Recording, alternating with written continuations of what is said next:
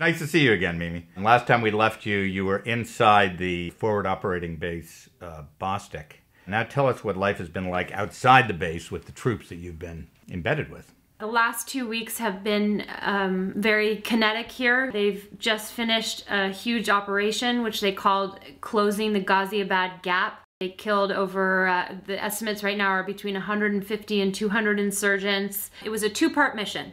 One was to construct 2 new outposts. One was already there, they were fortifying it. The other one was Outpost Shal. It's in the Shal Valley, which is one of the Taliban's main routes for smuggling weapons and fighters from Pakistan.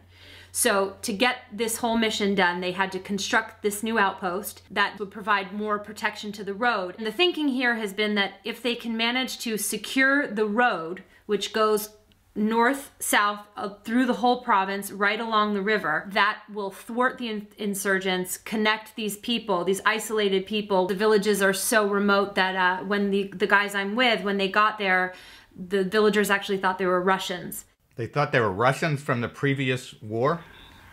Yes. Give us a day in the life outside of forward operating base Bostic. The first time I went out was with the battalion commander, Lieutenant Colonel Dan Wilson. He has his personal security detail, and we were a convoy of 4 gun trucks. So for us to go, you don't travel on the road during the day. You don't travel on the road if you can avoid it. Most of the time they use helicopters to get all over Kunar. But for this operation, we were going to the district center, which is the government center in the heart of the Ghaziabad Gap. So we drove there. We arrived just before daybreak, I think it was, and then pulled into the district center, and then we were there for 5 days of the operation. The job of 227 particularly is to empower their local counterparts.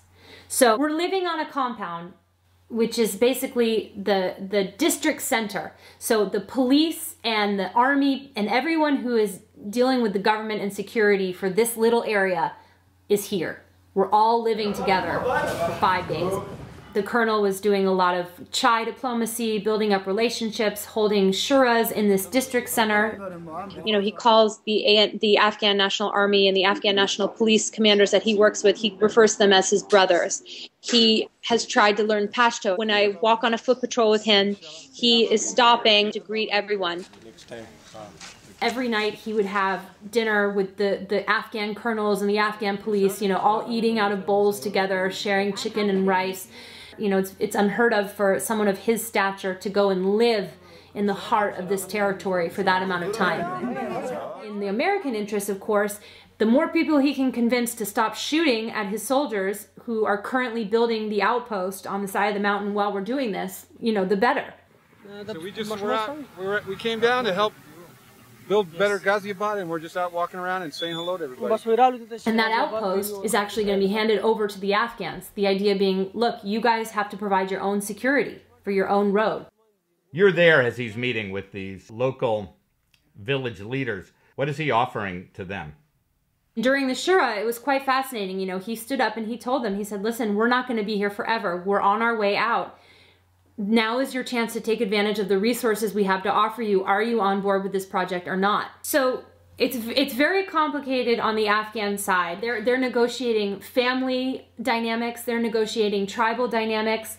They themselves obviously are suspicious. They've seen other foreign armies come and go. They've had promises made and broken. I think understandably so, the Afghans are sort of hedging their bets. I think what we've seen here in Afghanistan is people are naturally suspicious of anything. Outsiders, change, new things. So what you have to do is let them kind of chew on it and then develop their own belief in what you're saying. And so the best way to deal with the Afghans that I've seen is you kind of give them a thought and you walk away. When they see there's benefit to them for their families or their tribes, they will commit to it 100%.